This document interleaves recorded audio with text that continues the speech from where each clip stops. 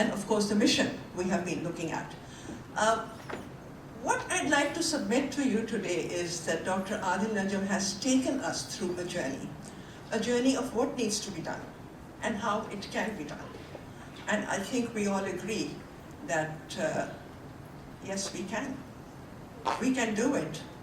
You've been talking to the governments, and you talked to a few of us, and we listened. We listened in 1996. And in 1997, when Pakistan was 50 years old, we actually came up with this organization, Human Development Foundation. And the mission was exactly that. And collectively, we decided that we do need to address those three things: the education, the health, and economic development. And how we do it is a journey that I'd like to take all of you along with me and show you that we have been able to do it and reached out to 2 million people. But that's not enough. There are 200 million people. When are we going to reach there? 2076. I'm not going to be around. And one thing that you said, Dr. Najam, is that youth are important. Of course they are. They are children. But I do disagree with you, if I may, that our generation is not irrelevant.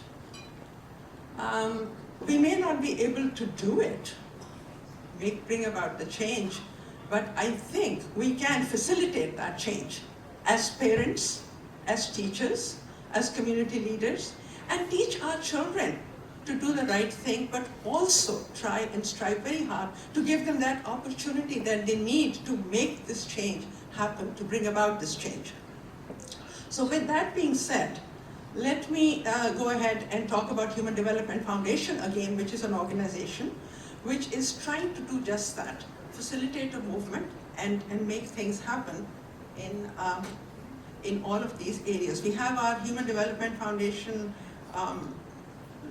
projects in Punjab, in Sindh, in Balochistan, in KPK, and in Azad Kashmir. So yes, we do reach out to all the provinces because we believe that the distance between the haves and the have-nots that Dr. Najam has pointed out, and you're absolutely right. I mean, 8.9 HDI in Lahore versus 2.3 in Balochistan is unacceptable. We can't have that. So with that said, let me go ahead and quickly also submit to you that this organization has been able to take about 86% of your donations to the program services, and this shows the pie chart of expense ratios. So how do we do it? It's very hard, because obviously you have to make these things happen. So it all starts with a conversation. Just like Dr. Najam said, people are not going to do something just because you tell them to do it. You have to convince them, and that conviction has to come with bringing them together. And of course, this is a meeting. This is the VDO, this is the Village Development Organization, and they're all sitting together, having a meeting, having a conversation, and we train them. We train them to do what? It's called social capital development. Social capital development would be that the education sessions are being given to them about safe drinking water, how the communicable diseases are the result of drinking unclean water and then getting these communicable diseases, which actually lead to a very high mortality rate, which I'll come to when we discuss the health. Then education section on solid waste management. The problem of having good bathrooms, the development with dignity can only come if people can exist and live with self-respect. So this is one of the biggest aspect of our community development, that we actually have the sanitation, the building of the latrines. We did that. And if you look at the right-hand side, this is that waste disposal management, and one of them was part of the economic development. Again, coming to the HDI, you can't just educate people and make them healthy and not take care of their economic development. You can't give them all three and not take care of their environment, and they're living in filth and dirt. So one of the models is that we actually bought this donkey cart, Gada Gadi. So one person was given a donkey cart. This was a job for him. It cost about $400. including the gada. So, so we have that for $400, this person got a job. He was able to go from house to house, collecting about 20 rupees from every household, and they were happy to give them the money, and make their village clean. So sanitation, you don't need a huge department, sanitary department. You just need a little something, a person willing to do it, and you change their environment. Next, we have the sessions on importance of birth and death registration and the importance to vote. Now, this is very important. I have so many stories, and I'm going to keep you away from your dinner, I think. But I went to Rahim Yar Khan, a village, and the streets were so clean. I said, what happened to those nalis? You have a nali in a village. So she said, वो जी vote लेने आए थे, तो मैंने उन्हें कहा कि पहले नालियाँ तो साफ करो, फिर तुम्हें वोट देंगे. So she said, and they went ahead and they actually put in the money for the road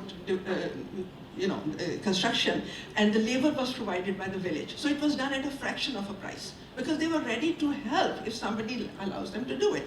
So that again is the power of the vote, the power of community and civic engagement. Engagement is what we talked about.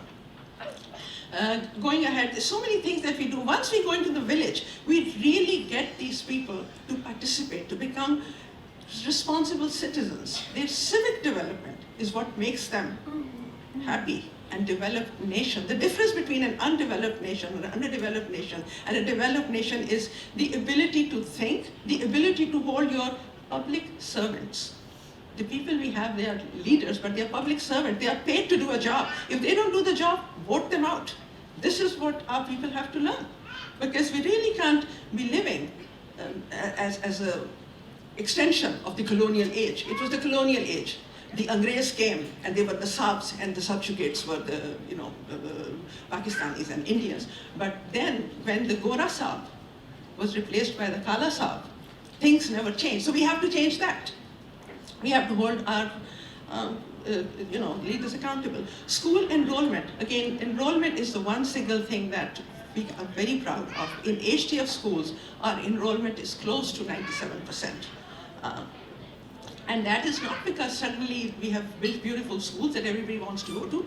It is because the parents are now informed and educated and committed to send their children there. And in fact, I went there in Bhatti, that is a school in Lahore, and I had a meeting with the mothers. And the mothers insisted, again, girl education. So our schools in Human Development Foundation have girls' education from 1st grade to 10th grade.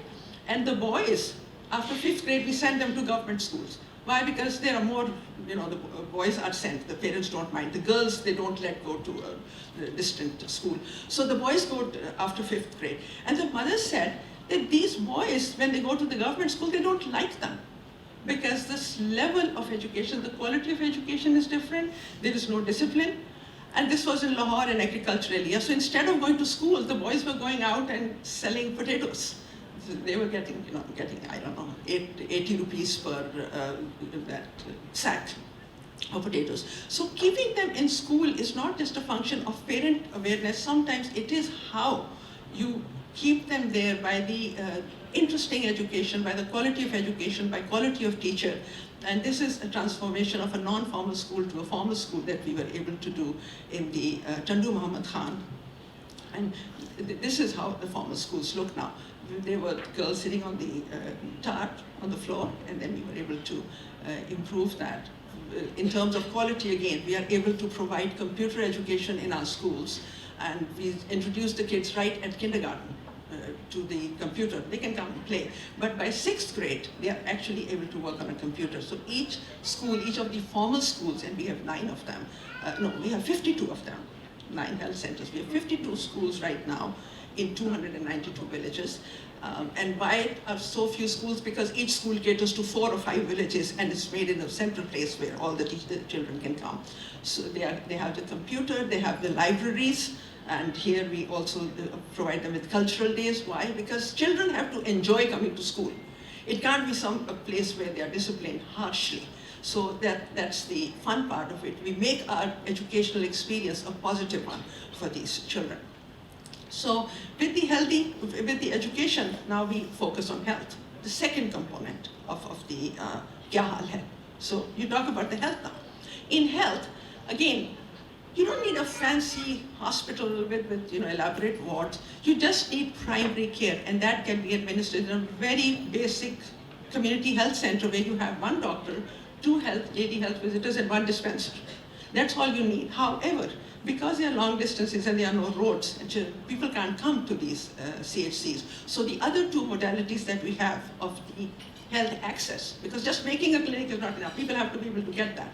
To make it more accessible, you do two things. You go door to door. So we have these lady health visitors who go to people's homes on a regular basis, once a week, twice a week, whatever their schedule is, and actually examine these women, especially the pregnant women, weigh the children, the infants. And the second way of doing that is that we also have mobile camps. So we have these vans. They are not as fancy as ambulance, but it is a van that actually goes to a certain place on a regular basis and is parked there for the whole day. So people know that the van is coming on such and such day, so they come to the van. So we not only provide the basic health, but make it accessible.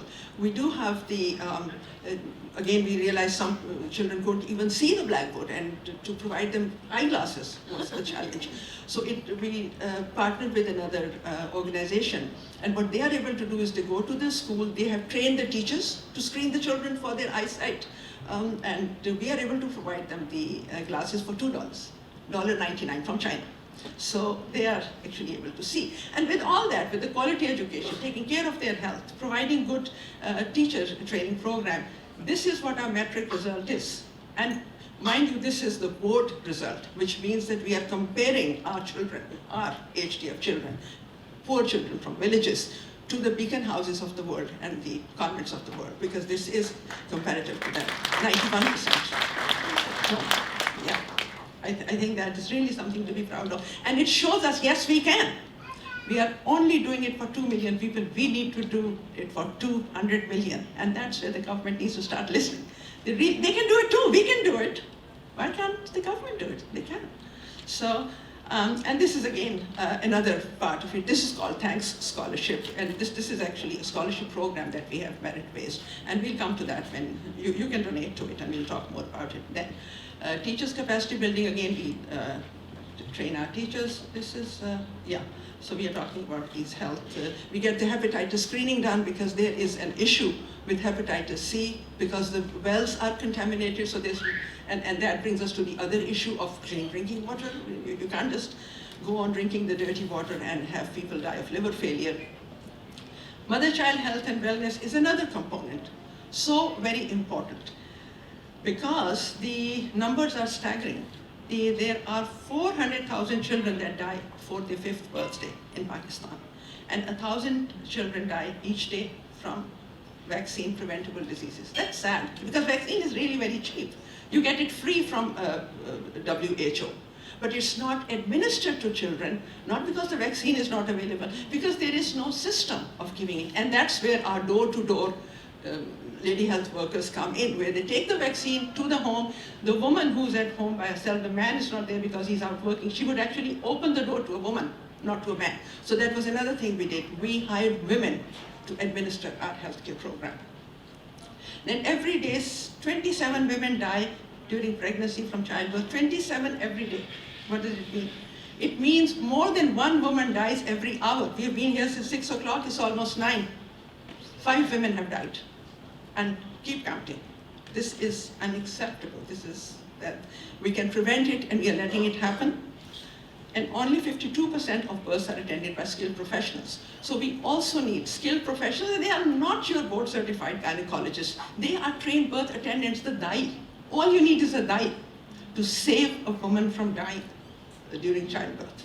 You don't need, I'm a physician, you don't need very high trained physician. You need basic stuff. You are laughing, Dr. Lone. This is true. No, I agree with you. Yeah, I mean, we really need the basic health at a very basic level. Here is the maternal, mother-child health and wellness curve.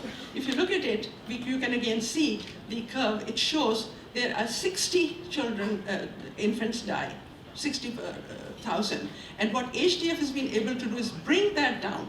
In the infant mortality rate, we are down to 28. And so, and how did this happen? Just by instituting very simple preventive measures. Nothing fancy, nothing very expensive. Our clinics are really very humble. Then we come to the environment. Environment is another thing that we have been focusing on, and again, these are all our achievements. We had 4 delay dams built actually in Balochistan. Because Balochistan, there was a drought in 2002, and we realized that the people and the animals were dying because of drought. And when the rain comes, you waste the water. So you have drought or you have floods. That's stupid. I mean, that water that comes from the rain, we should be able to save it and use it when there is drought. So we built these 4 delay action dams, and I don't have the pictures for before and after, but in 2003, it's a desert. And now you go and see there are trees. The trees have really grown up. So we can change the landscape even with putting in the right stuff. Then you look at all this, this is just a list, you can always see it on our website. There are 60 water filtration plants, 250 water-related projects, and 77 solar renewable energy units. Electricity is not available everywhere, so get the solar plants. In fact, we have a sponsor sitting outside, and they're talking about solar energy. Solar energy really is something that we should be able to use. We have our schools, 6 of the HDF schools have this solar plant, and again, Al Malik Foundation has been the sponsor for that. Solid, this is my Gada Gadi, one of my favorite pictures. I said, send me that picture, because it is so real.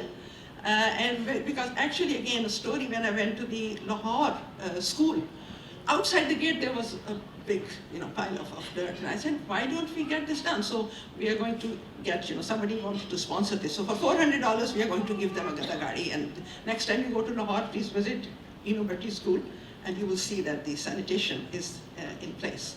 Other things, getting the trees planted. These are all things that the community starts doing once you tell them that these are things that will benefit them.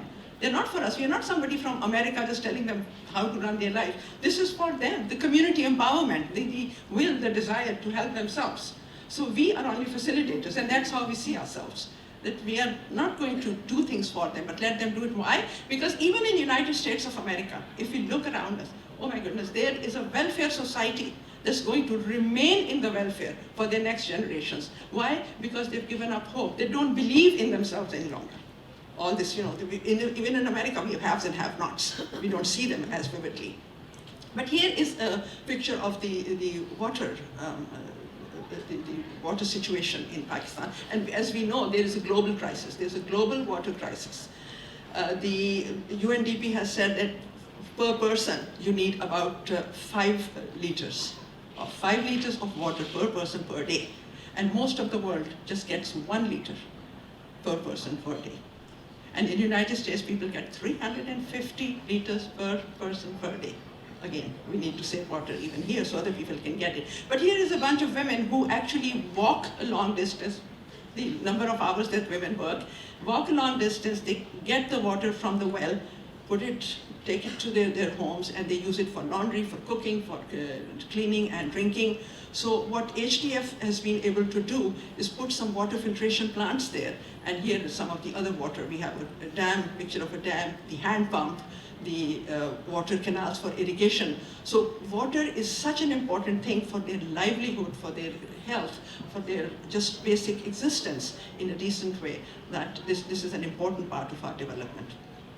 Economic development. Again, what is economic development? Little jobs that they need to do.